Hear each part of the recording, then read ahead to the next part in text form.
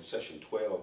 We are in chapter 4. We're going to be reading verses 4 through 9, I believe it is, when God's people begin to respond.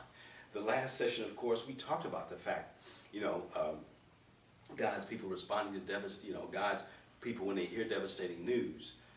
There's no doubt about there's a time for mourning. It's the right thing to do, all right? When you hear something or when something happens and it's just devastating, and yet there's a time. It's time to get up and it's time to respond. So let's see what transpires here. Verses 4 through 9. When Queen Esther's maids and eunuchs came and told her about Mordecai, she was deeply distressed. She sent clothing to him to replace the burlap, but he refused it. Then Esther sent Hadassah, one of the king's eunuchs, who had been appointed as her attendant. She ordered him to go to Mordecai and find out what was troubling him and why he was in mourning. So Hadassah went out to Mordecai in the square in front of the palace gate.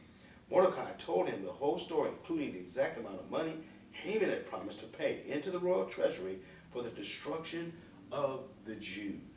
Mordecai gave Hadassah a copy of the decree issued in Susa that called for the death of all Jews. He asked Hadassah to show it to Esther and explain the situation to her. He also asked Hadassah to direct her to go to the king to beg for mercy and plead for her people. So Hadassah returned to Esther with Mordecai's message. Now all of a sudden, it's not just the mourning and crying. Now action is taking place.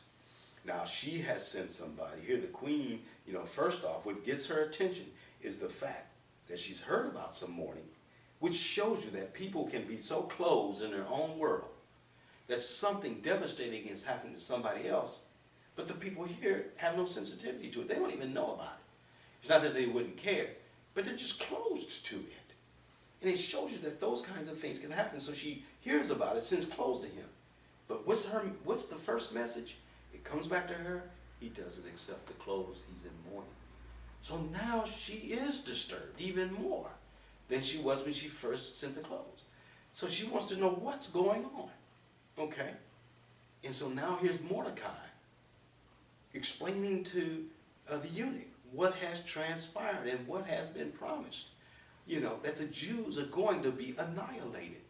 And then asking her, go to the king. So here he is. They're not just sitting there, okay, we're dead, we have no hope. No, go to the king.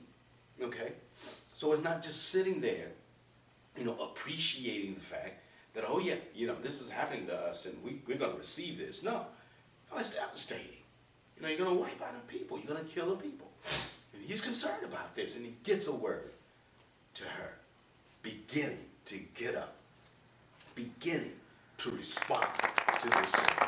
God bless you.